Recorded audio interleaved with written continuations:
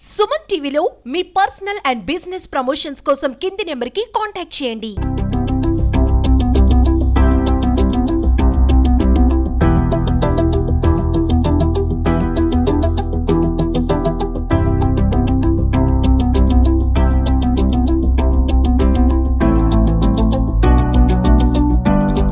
Welcome to Suman TV. నేను మీ నరసింహ. ప్రస్తుతం మనం కడప మున్సిపల్ నగరంలో ఉన్నాము. ఇక్కడ ముస్లిం పెద్దలచే భారీ బహిరంగ సభ జరగబోతుంది 5 లక్షల మందితో. ఈ 5 లక్షల మందితో సభ జరిగే ఈ ప్రాంగణంలో ఢిల్లీ నుంచి కూడా మత పెద్దలు కూడా వస్తున్నారు.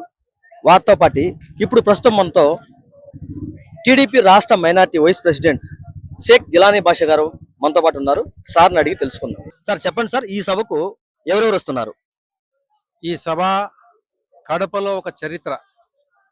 ఈ కడపలో ఆంధ్రప్రదేశ్లో కడపలో పెట్టినారు. చాలా సంతోషము, అదృష్టవంతులం ఇక్కడంతా మనము. ఇది రాష్ట్రం లెవెల్లో ఇక్కడ జరుగుతున్న సదస్సు కడప జిల్లాలో పెట్టడం అనేది నిజంగా గౌరవించగలిగింది. ఎందుకంటే భారతదేశం యొక్క చరిత్ర, భారతదేశం యొక్క ఔన్నత్యము మరి ఎంతో క్షుణ్ణంగా ఆలోచన చేసే జమాయతుల్ ఉల్మా ప్రెసిడెంట్ అసద్ మదనీ గారు ఇక్కడ కడపకు రావడము, ఇక్కడ ఉండే మొత్తం కాన్స్టిట్యూషన్ ప్రకారము భారతదేశంలో ఏ విధంగా కాన్స్టిట్యూషనల్ వైజు ఏ కులాలకు ఏ మతాలకు ఎటువంటి న్యాయం కావాలా అనే ఆలోచనతో మరి ఈ పొద్దు భారతదేశంలో ఆంధ్రప్రదేశ్లో కడప జిల్లాలో ఆదివారము 15వ తేదీ ఈ రోజు పెట్టడం అనేది నిజంగా గౌరవించదగిన విషయము. ఈ యొక్క భారతదేశ చరిత్ర ఏ రకంగా ఉంది అంటే భిన్నత్వంలో ఏకత్వం. భారతదేశంలో ఎన్నో కులాలు మతాలు ఉన్నాయి.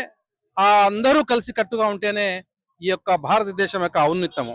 కాబట్టి దీని గురించి మనకు ఇక్కడ ఆయన ఉల్మా గారు వచ్చి మన ఇక్కడ వచ్చేసి మన ఇక్కడ ఉండే ప్రజలకు ఆయన భావాలు తెలియజేయడానికి ఇక్కడికి వచ్చినారు. కాబట్టి దీంట్లో కనీసం ఒక 5 లక్షల మందిని పైపడి ఇక్కడ మొత్తం అందరు వచ్చి ఉన్నారు. ఎక్కువగా ముస్లిం సోదరులు ఉన్నారు, వేరే మతస్థులు ఉన్నారు, అందరు ఉన్నారు. ఎందుకంటే ఈయన మాట్లాడే ప్రతి వాకు అది నిజాయితీగా దేవుని యొక్క ఆలోచనలతో అందరూ బాగుండాలనే ఆలోచనతో భారతదేశ అంబేద్కర్ రాసిన మరి లా ఏదైతే భారతదేశంకు అందించారో ఆ లా ప్రకారము ప్రతి ఒక్కరికి న్యాయం జరగాల, భారతదేశంలో అందరూ బాగుండాలా, అందరి యొక్క వారి యొక్క మతాలకు కులాలకు సంబంధించి ఎవరి కులం వాళ్లకు గొప్పది. కాబట్టి ఇంకో కులంలో గాని ఇంకొక మతంలో గాని అది ముస్లిం గాని హిందూ గాని క్రిస్టియన్ గాని ఎవరు కూడా ఇంటర్ఫియర్ కాకుండా భారతదేశ చరిత్రలో ఇంతకు ముందు కూడా ఎంతో మంది రాజులు ఉన్నారు. అసలు ఆ కమ్యూనిటీకి సంబంధమే లేదు. హిందూ రాజులు కూడా మసీదులు కట్టించినారు, ముస్లిం రాజులు కూడా మళ్ళీ చర్చిలు కట్టించినారు, దేవాలయాలు కట్టించినారు.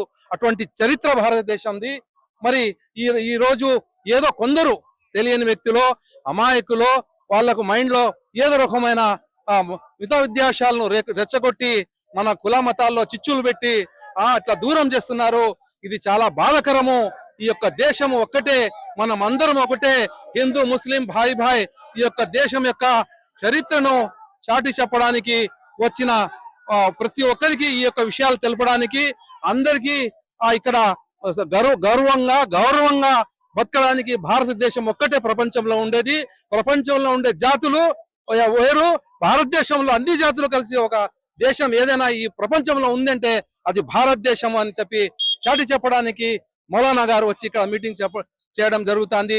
దానికి తండోపతండాలుగా వచ్చి ఆయనకు స్వాగతం పలికి మీటింగ్ ఉండడానికి వచ్చినారు. ఇప్పుడు ఆంధ్రప్రదేశ్ లో మొత్తం 25 జిల్లాలు ఉన్నాయి, 26 జిల్లాలు ఉన్నాయి. ఈ 26 జిల్లాలకు గాను కడపలోనే మీరు ఎందుకు ఎంచుకున్నారు? కడప జిల్లా రాయలసీమకు సెంటరు. మైనార్టీస్ కూడా చాలా ఎక్కువ మంది ఉన్నారు. ఇక్కడ మతాలు కులాలు అనేటి లేవు.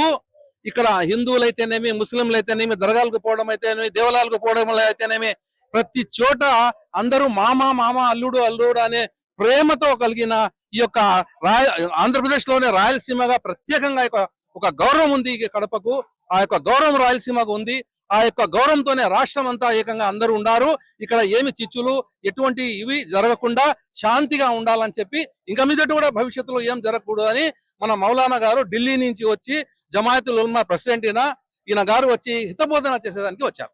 కేంద్ర ప్రభుత్వానికి మీ ముస్లిం పెద్దల నుంచి ఏమైనా హెచ్చరికలు జారీ చేస్తున్నారా? కేంద్ర ప్రభుత్వానికి మొత్తం అందరూ ఒకటే కోరుతున్నారు, అది ముస్లింలు గాని, హిందువులు గాని, క్రైస్తవులు గాని, దేశం సుఖంగా ఉన్నప్పుడే దేశం అభివృద్ధి చెందుతుంది కానీ దేశంలో చిచ్చులు ఉంటే అభివృద్ధి చెందదు.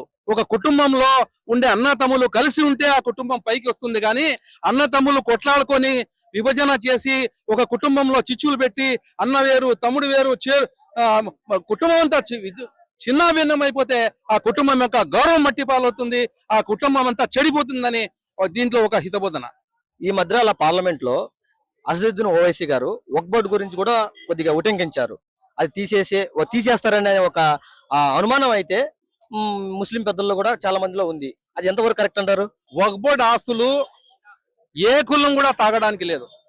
వక్ఫ్ బోర్డు ఆస్తులు, వక్ఫ్ బోర్డు అంటే అసలు ఏమంటే ముస్లింలు తమకుండే ఆస్తిలో దేశం కోసము మరి అట్టే సమాజం కోసము ఉపయోగపడడానికి గిఫ్ట్ గా ఇచ్చింది, దేవుని పేరట ఇచ్చిన భూములు వక్ఫ్ అంటారు.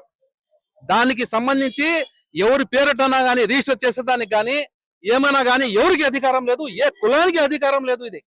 కాబట్టి అటువంటి దానిలను ఇది అంతా జరగదు, జరగబోదు, జరగకూడదని గల ఆలోచనలో మొత్తం అందరూ కలిసికట్టుగా పనిచేస్తున్నారు.